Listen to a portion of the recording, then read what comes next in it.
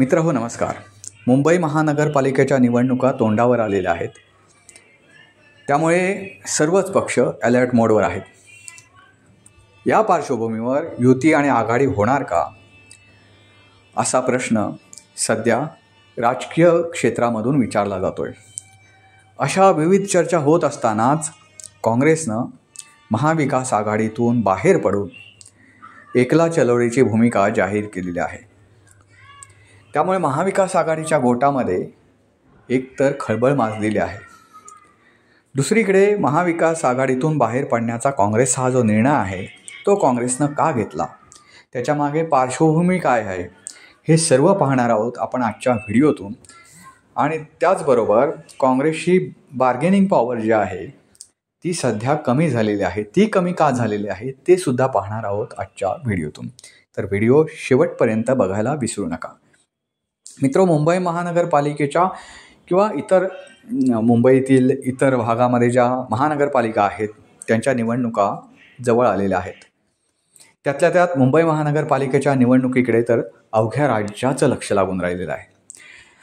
मुंबई महानगरपालिकेच्या निवडणुकीचा विचार केला तर या महानगरपालिकेचं बजेट जे आहे ते आपल्या राज्याच्या बजेटच्या बरोबरीचं बजेट आहे. त्यामुळे मुंबई महानगरपालिका आपल्या हातात यावी याकडे सर्वच पक्षांनी आपलं लक्ष केंद्रित केलेलं आहे. राज्यामध्ये नगरपरिषद आणि नगरपंचायतीच्या निवडणुका जाहीर झालेल्या त्याची प्रक्रिया सुरू आहे. तरीसुद्धा सर्व राजकीय पक्षांनी मुंबई महानगरपालिकेकडं लक्ष केंद्रित केलेलं आहे. या महानगरपालिकेची निवडणूक अद्यापही जाहीर व्हायची आहे. आता एवढी मुंबई महानगरपालिका महत्त्वाची असताना युती आणि आघाडीचे समीकरणं जुळवण्यात सध्या जो तो पक्ष व्यस्त आहे. तर मित्रांनो, असं असतानाच काँग्रेसनं एकला चलोरीची भूमिका घेतलेली आहे. त्यांनी घेतलेल्या भूमिकेमुळे महाविकास आघाडीमध्ये चलबिचल निर्माण झालेली नक्कीच आहे. तरीसुद्धा काँग्रेस एकला चलोरीची जी भूमिका घेत आहे त्याच्यामागे कारण काय आहे तर ते आपण पाहूया. मित्रांनो, तुम्हाला माहिती असेल की महाविकास आघाडीमध्ये घटक पक्ष असलेल्या उद्धव सेनेची सध्या मनसेशी सलगी वाढलेली आहे. हे दोन्ही भाऊ जवळपास एकत्र आल्यात जमा आहेत. त्यांच्यामध्ये जागा वाटपाचं समीकरण अद्याप जुळलं नसलं तरीसुद्धा हे दोन्ही पक्ष सध्या एक दिलानं काम करत आहेत, एकाच मुद्द्यावर काम करत आहेत. त्यामुळे ज्यावेळी महानगरपालिकेच्या निवडणुका जाहीर होतील त्यावेळी ते त्यांची जागा वाटप करू शकतात अशी सध्याची परिस्थिती आहे. महाविकास आघाडीमध्ये मनसे हा पक्ष काँग्रेसला नको आहे. आता तो पक्ष का नको आहे, त्याच्यामागे काँग्रेसची भूमिका काय आहे, काँग्रेसनं का विचार करतं आहे असा की मनसे आपल्यासोबत नको, तर त्याच्यामागे अनेक कारणं आहेत. तर मनसेचा कट्टर हिंदुत्ववाद काँग्रेसला आवडत नाही.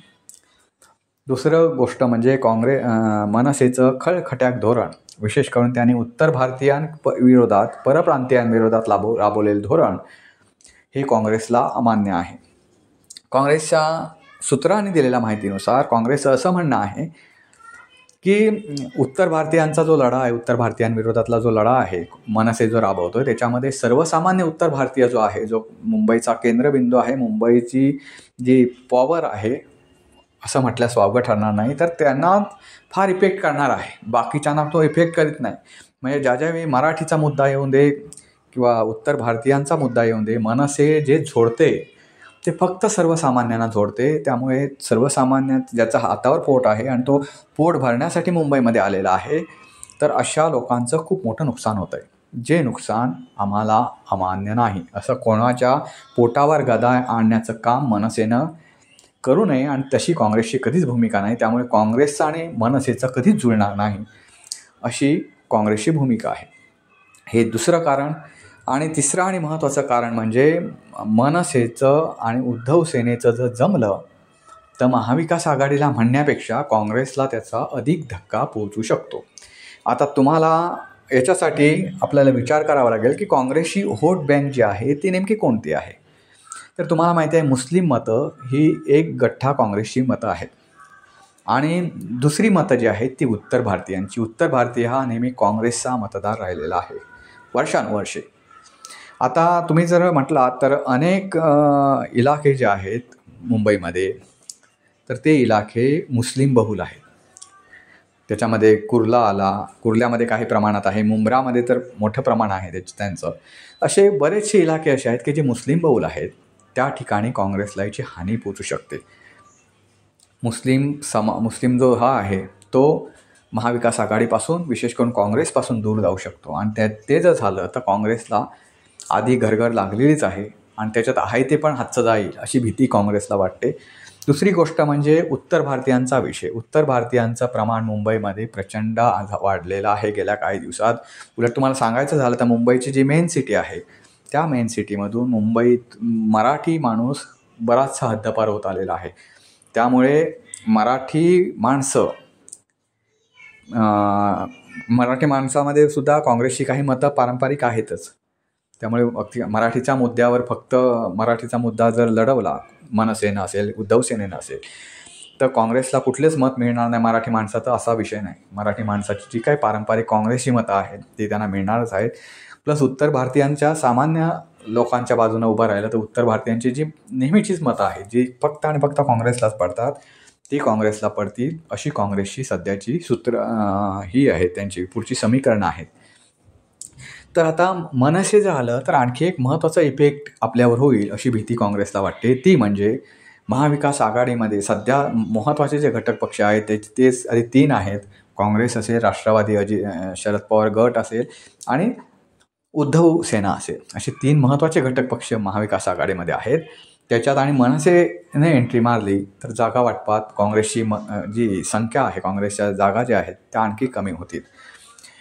काँग्रेसची कामगिरी काही फार मोठी राहिलेली नाही, लक्षवेधी राहिलेली नाही मुंबई महानगरपालिकेत. असं जरी असलं तरीसुद्धा आपण काँग्रेस ही कोणाला तरी किंगमेकर म्हणजे काँग्रेस ही किंगमेकर तर निश्चित आहे. महाविकास आघाडीमध्ये ती किंगमेकरची भूमिका बजावू शकते. एवढी ताकद काँग्रेसची अजूनही सुद्धा मुंबईमध्ये आहे. असं असताना मनसेला सोबत घेणं हे त्यांच्या पचनी पडलेलं दिसत नाही. दुसरीकडे उद्धव सेनेनं महाविकास आघाडीतील काँग्रेसच्या प्रश्नाकडे, काँग्रेसनं उपस्थित केलेल्या मुद्द्यांकडे सध्या तर दुर्लक्ष केलेलं दिसतंय. या पार्श्वभूमीवर शिवसेनेचे म्हणजे उद्धव सेनेचे जे नेते आहेत संजय राऊत, ते सध्या प्रकृती अस्वास्थ्याच्या कारणामुळे रजेवर आहेत म्हणता येईल. म्हणजे राजकारणापासून अलिप्त आहेत ते. त्यामुळे ज्या प्रमाणात उद्धव सेनेनं ग्रीप घ्यायला पाहिजे, आपली भूमिका स्पष्ट करायला पाहिजे, तशी स्पष्ट अशी भूमिका त्यांची अजून आलेली नाही. काँग्रेसनं उद्धव सेनेच्या गोटात हा चेंडू टाकलेला, उद्धव सेनेच्या कोर्टात हा चेंडू टाकलेला आहे की त्यांनी ठरवावं की मनसेसोबत जायचं आहे की महाविकास आघाडी आणि काँग्रेससोबत यायचं आहे, हे त्यांनी ठरवावं अशी भूमिका काँग्रेसनं घेतलेली आहे. दुसरीकडे काँग्रेसची बार्गेनिंग पॉवर बिहारमधील निवडणुकांमुळे प्रचंड कमी झालेली आहे. त्यामुळे त्यांची जी व्हॅल्यू आहे मुंबईच्या इलाक्यातील ती त्यांची जी ही आहे ती खूप कमी झालेली आहे. म्हणजे त्यांना अजून त्यांनी अशी भूमिका घेतल्या आणि काँग्रेसने अशी भूमिका घेतल्यानंतर ज्या प्रमाणात शरद पवार गट असेल किंवा उद्धव सेना असेल त्यांनी ज्या पद्धतीनं रिॲक्ट व्हायला होतं तितकं त्यांनी त्यांच्या भूमिकेला महत्त्व दिलं नाही. याच्यावरूनच कळतं की काँग्रेसची बार्गेनिंग पॉवर जी आहे सध्या कमी झालेली आहे. काँग्रेस जो वोटर्स आहेत, काँग्रेसी वोटर्स, तो काँग्रेसकडे फार मोठ्या प्रमाणात नाही. आणि बिहारमध्ये जसं काँग्रेसचं पानिपत झालं तसं मुंबई महानगरपालिकेत होऊ शकतं. हे शरद पवार गटाचं आणि उद्धव सेना गटाचं असेल, त्यांचं मत असू शकतं. त्यामुळे त्यांनी या काँग्रेसच्या एकला चलो रेच्या भूमिकेकडं फार गांभीर्यानं पाहिलेलं नाही. दुसरीकडे मनसे जर आली तर राष्ट्रवादी शरद पवार गटाची भूमिका काय राहील तर ती अनुकूल राहण्याची शक्यता जास्त वाटते. कारण राष्ट्रवादीला कसं आहे, राष्ट्रवादी खूप वर्षे मुंबई महानगरपालिकेवर डोळा ठेवून आहे, पण त्यांना ते फार जमलेलं नाही. शिवसेनेनं एकसंघपणे ही अनेक वर्षानुवर्षे मुंबई महानगरपालिका आपल्याकडे ठेवण्यात यश मिळवलेलं आहे. त्यामुळे राष्ट्रवादीला जर मुंबई महानगरपालिकेमध्ये लोण्याचा गोळा मिळणार असेल तर ते मनसेसोबत युती करण्यास तयार होणार नाहीत असं सध्याचं चित्र अजिबात नाही. शरद पवार स्वतः आणि सुप्रिया सुळे या दोन्हीही बाप लेकींनी असं सांगितलेलं आहे की भाजप सोडून कोणत्याही पक्षाशी युती करण्यास आम्ही तयार आहोत. याचा अर्थच असा होतो की मनसे जर महाविकास आघाडीत आली किंवा महाविकास आघाडी समजा फुटली त्यांनी आणि समजा त्यांनी राष्ट्रवादी शरद पवार गट असेल, उद्धव सेना असेल, असे दोन्ही पक्ष एकत्र आले तर ते मनसेला घेणार नाहीत असं सध्याचं चित्र नाही. मनसेला घेण्यास हे दोन्ही पक्ष अनुकूल आहेत. मनसे आल्यामुळे एक हिंदुत्ववादाचा मुद्दा आणि मराठी जनांचा मुद्दा, मराठी माणसाचा मुद्दा घेऊन हे पक्ष एकत्र येऊ शकतात. त्याच्या बरोबरीनं राष्ट्रवादी शरद पवार गटाचा हा मुद्दा अजिबात नाही प्रचाराचा. त्यामुळे त्यांची जी काही पारंपरिक मतं आहेत तर ती मतं हे जे महाविकास आघाडी आहे त्यांना पडू शकण्याची शक्यता आहे, गृहीत धरता येऊ शकते.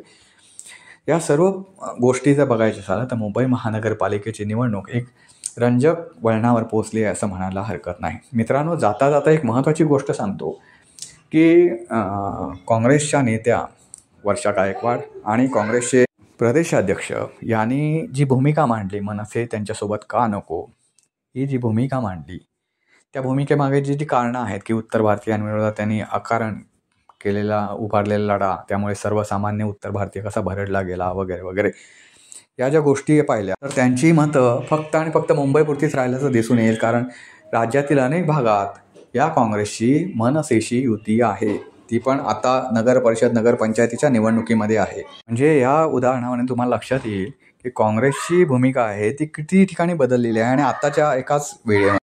आणि हे फक्त काँग्रेसच नाही आहे तर इतर सर्व पक्षांची सुद्धा आहे ती अशीच आहेत, थोड्याफार फरकानं. त्यांना गृहीत न धरता त्यांना फसवणं हेच या राजकीय पक्षांचं पूर्ण वेळ काम झालेलं आहे. हवामानाचे अंदाज ज्याप्रमाणे सारखं 5-5 मिनिटांना बदलत राहतात तसे या पक्षांच्या भूमिका बदलत राहिल्या आहेत. म्हणजे हाच व्हिडिओ तुम्ही 15-20 दिवसांना पाहिला तर त्याचे कंटेंट खूप बदललेले दिसतील तुम्हाला, कारण त्यावेळची राजकीय परिस्थिती वेगळी असेल.